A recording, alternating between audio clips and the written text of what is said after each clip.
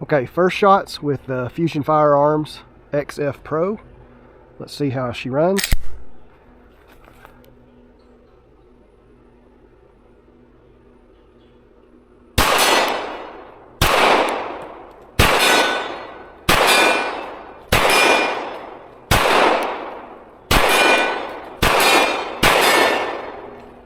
All right, she did good.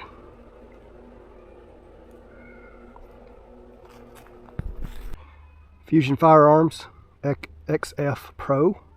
This is now ported. Let's try it out.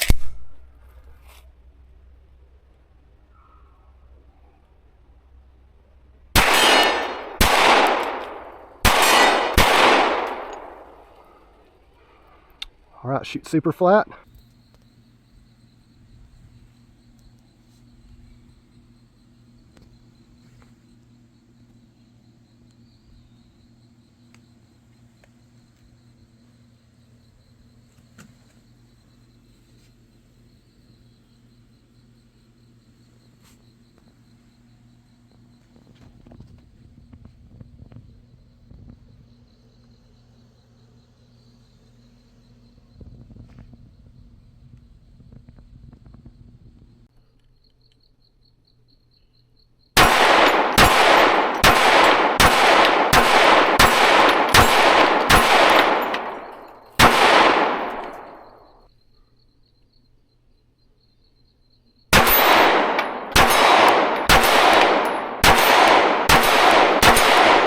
That's 25 yards.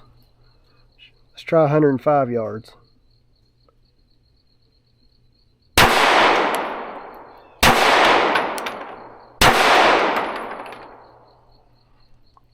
All right.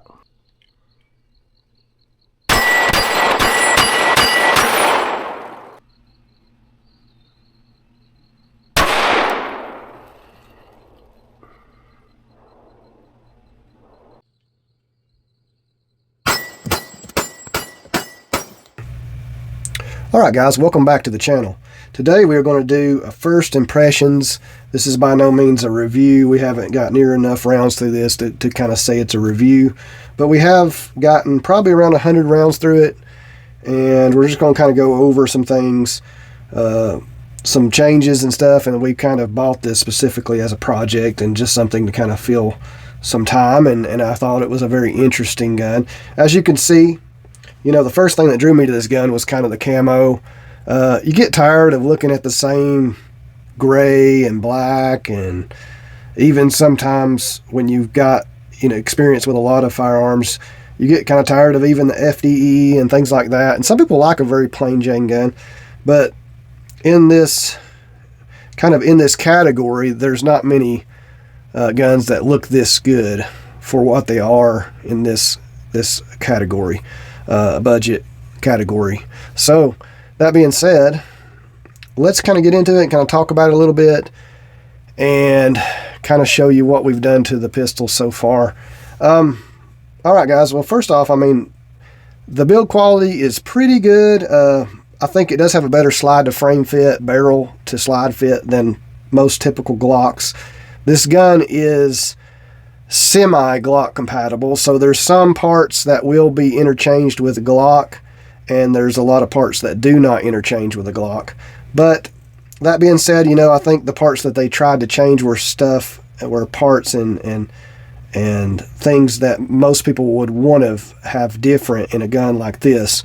And when you change to a full aluminum or metal lower, you know, it causes you to have to make different design choices as well. And so that's what they went for, is to build a full metal Glock-like gun that has some Glock compatibility that is within a certain budget, meets a certain budget for budget shoppers. So that's kind of what I think they did with this gun. They took and did everything they could do on a budget and didn't go crazy with, you know, making it as high end as possible, but they did a lot of things that, you know, it's hard to believe they did what they did for the price that they have this for. So yeah, just very impressive. I mean, it does have the bronze barrel with the nice coatings. maybe later on we'll go into what these coatings are. I'm not going to kind of bring that to you this time. I just think it's pretty durable coatings and things like that, and it just looks good. I mean, everything looks good, especially in this category, right, guys? So let's go into some pros. Right out of the box, the trigger was really, really smooth for a Glock style trigger.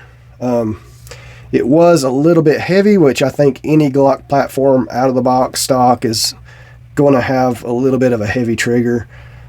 Some brands may have a little lighter than others, but most of them are going to be a little on the heavy side because, you know, that's just the way they can do it when they're selling to people they don't know who they're selling to. So to keep themselves safe from lawsuits and things like that, they're going to keep the trigger pretty heavy out of the box. But I would say it was pulling about 5.5, 6 pounds, but it was extremely smooth, smoother than Glock. You know, a lot of stock Glock triggers out of the box have a pretty gritty trigger. This one was smooth from the start, so I thought, yeah, well, that's a good starting point because it's heavy, but you can find ways to fix that. The grittiness is what's a little harder to work out most of the time because it has a lot to do with how polished and smooth the insides are. So we went ahead and put a competition striker in this spring and did some things there. And so I got a trigger job. So now we're below 4 pounds. We're right below 4 pounds on the trigger pull. So it's got a nice smooth 4-pound trigger. So that's really nice. Everything's fairly nice. I would say if you get one of these, you might want to take some of the screws out and put some blue Loctite on them, because in this price category, a lot of things tend to work itself loose. I did have one, this screw was almost fell out after I shot it last time. I brought it back to the tabletop and pretty much it fell out on my desk. Thank goodness it wasn't on the range when I didn't notice, where I couldn't find it. So yeah, make sure all these screws are tight out of the box from the factory, and maybe throw a little blue Loctite on them just to make sure that they don't come apart on you while you're shooting it. So that's something to think about. But yeah, it's a good looking piece, guys. I did port this, and I kind of took an opposite effect. I thought this window on the slide, which was already there, kind of gets bigger on the back and smaller in the front. So I thought I'll take and put a bigger port on the front and a smaller port on the back, because that makes more sense from a porting standpoint, in my opinion. And so that's what we did here. This thing really works well. We will have some more footage on that later, and I'll probably throw in some footage before I finish this up when I first ported it. And yeah, we'll show you kind of what that is. Now, I was interested to see, because this is a pretty extreme porting job, but I was interested to see what kind of velocities we were getting. So I took this out on the chrono, and with really, you know, light loaded 115 grain, or some of the lightest loaded 115 grain that you can get off the shelf, we was getting right at 1,000 feet per second. So yes, it did slow it down significantly, but you know, it really changed the dynamics of how this thing shot. So that's impressive. So you're getting about 1,000 feet per second. You could always run NATO through this, or plus P hollow points if you wanted to do self-defense, and you're going to get those velocities back up to where they're manageable for self-defense or whatever. But this piece is really just for fun. This is just going to be an extra. You know, to me it's a little bit heavy for concealed carry, but it's a good size. It's a little bit thick, but it's a good size for that. But it's just a little bit heavier than some other pistols that I have for concealed carry. Say, like this Falcon 9X. This is a longer and taller gun because it holds more, and it's got a longer slide, but this one is way lighter than this one. So by maybe 6-7 ounces lighter. So I would prefer to carry the Falcon over this one. But this heavy weight does definitely show up in the recoil. This thing shoots really, really soft, and now it shoots flat and soft with the ports really kind of assisting that weight. And fits my hand very well. The Glock 19s have always fit my smaller hands really well. And the fact that the back strap comes down to where the magazine sits flush kind of makes it feel bigger than it really is, which really does assist too in recoil reduction as well. So, all right, let's go over some pros. The weight and the porting makes it shoot really soft and flat, both stock and ported, you know, more so of course ported. The gun looks really good. That's a pro. all the controls on the gun are really smooth and work really well. The trigger was very smooth, although a little bit heavy out of the box, but better than most Glock-ish guns. So I think that was a good thing, a pro. The styling of the gun looks a lot more higher end than the price would show. And we're not mentioning any prices in here. We're not going to do that. You can look it up easy. But yeah, we're not mentioning any of that stuff in this video. Just saying, for educational purpose, in this price range, you know, this gun looks a lot more high end than it really is when you look at the price there. So that's a lot of your pros. The gun's running really good. I did have to reduce the recoil spring in order to get the porting to cycle properly. That's normal, especially when you port it to this extreme. So that's nothing I was not expecting, and it was actually easier to do because some of this is Glock compatible, so that makes it a little bit less stressful than some of my other projects that have way less aftermarket parts. All right, guys, getting on to the negatives. The negatives. If I had some negatives, and I'm kind of doing this on the fly, I haven't wrote these down, I would say my biggest negatives are, I can think of 3 right off the bat, how many screws there are. There's like these little screws for the slide release or screws for the grips. When you get a lot of screws on a gun like this, and especially ones that seem to not be as high end, you know, you have to worry about those things working their way loose, and that's not always a great thing. And that's a little con, right? Just a small one. But just consider that and realize, you know, it might be something you have to maintain. You might have to tighten those up and put blue Loctite on them really quickly after buying this gun. Another negative is this mag well, or lack of a mag well. If you're going to make a gun look this high end, I mean, put in some kind of decent flare.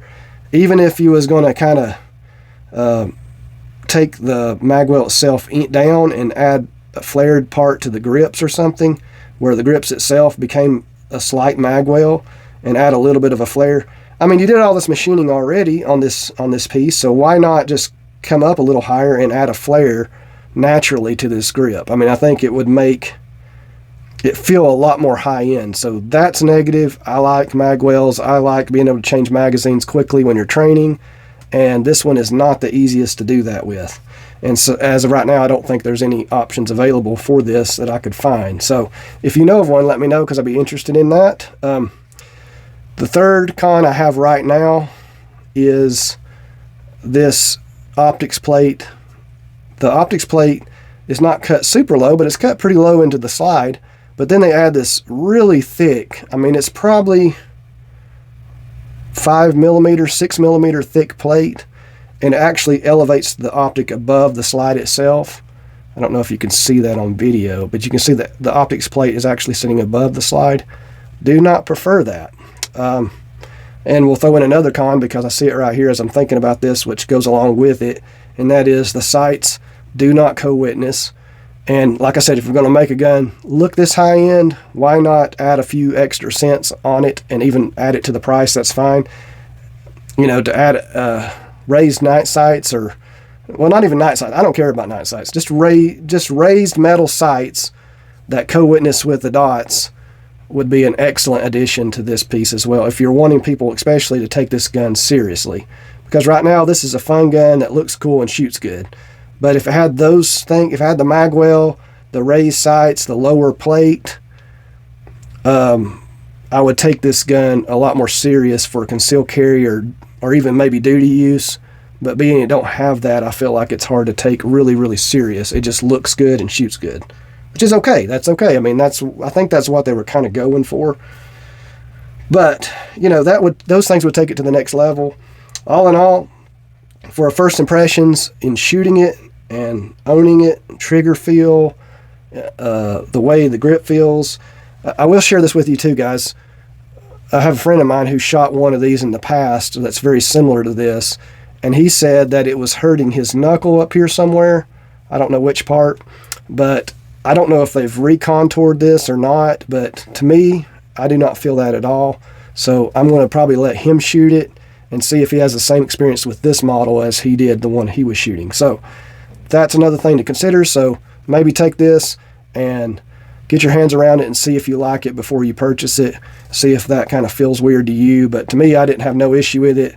Didn't even feel anything at all. And usually I can tell right off the bat if that's going to hurt me, because a lot of 1911s, the way they're blended and stuff, will hurt me.